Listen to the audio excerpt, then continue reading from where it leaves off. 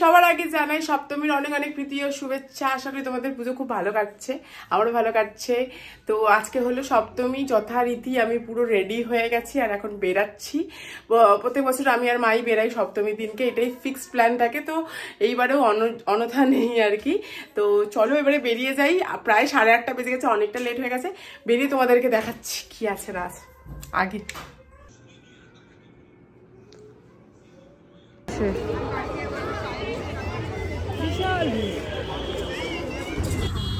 ভেবেছিলাম বাড়ি থেকে বেরিয়ে দেখবো বৈষ্ণব ঘাটা, মানে আমাদের বাড়ির গড়িয়ার ওখানে বৈষ্ণব ঘাটা যে প্যান্ডেলটা, কিন্তু এতটা বেশি লাইন, যা দেখালাম তোমাদেরকে অত লাইনে আমার মা বলে যে এত লাইন দিয়ে বাড়ির বাসি ঠাকুর দেখবো না। কি কনসেপ্ট আমি জানি না, পরে দেখবো।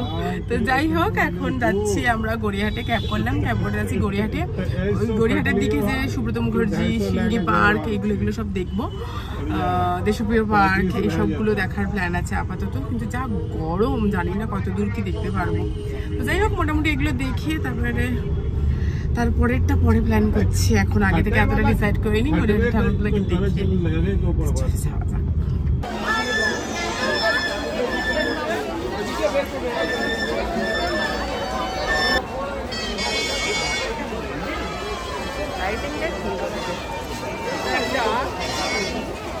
ফোনটা দে, ছবি তুলি।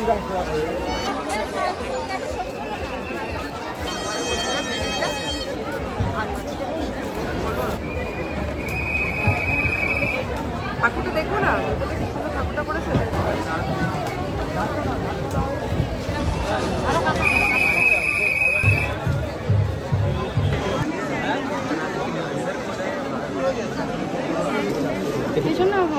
ঘন্টা বড় হয়ে গেলে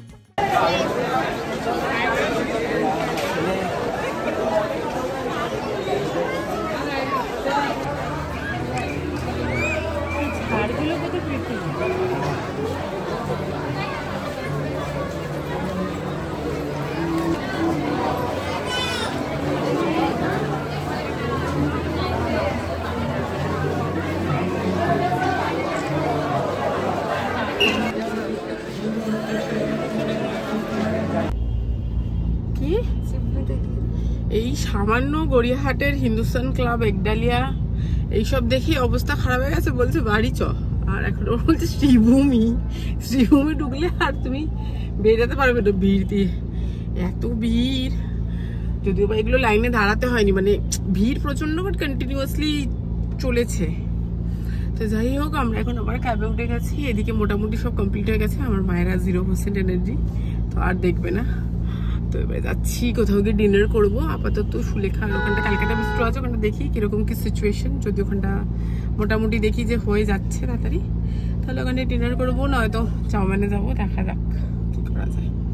তো লেটস গো।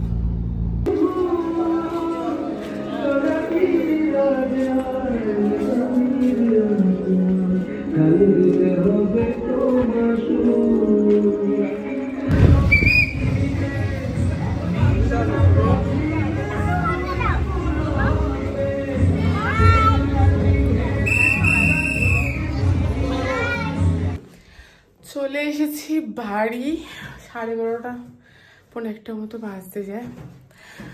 আর আমরা গেছিলাম প্রথমে ক্যালকাটা বিস্ট্রো, যেটা বললাম আগের ভিডিওতে। কিন্তু ক্যালকাটা বিস্ট্রো গিয়ে দেখি অলরেডি এত ওয়েটিং লিস্ট হয়ে আছে, আর ওরা নামই নিচ্ছে না।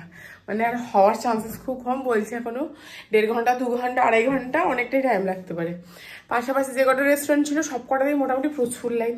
আমার মায়ের আর একটু এনার্জি ছিল না, সেই জন্য আমরা ওখানে বসে বসেই চাউমিন থেকে খাবার অর্ডার করেছি, করে দিয়ে চলে এসেছি বাড়ি। বেকার বেকার অতটা লাইন দিয়ে গরমের মধ্যে কোনো মানে হয় না। বাড়িতে এখন সুন্দর ফ্রেশ ট্রেশ হয়ে এসি চালিয়ে খাবো বসে, রেস্টুরেন্টের ফিল দেবো। তো যাই হোক, চলো এবার ফ্রেশ ট্রেশ হই। এবার আসছি, দরজা বন্ধ করো না, চলে আসছে আউট ফর ডেলিভারি। ঠিক আছে, চলো ফ্রেশ ট্রেশ হয়ে মেকআপ টেকআপ তুলি, তারপরে আসছি। কি খাবার অর্ডার করেছি সেটা দেখাচ্ছি।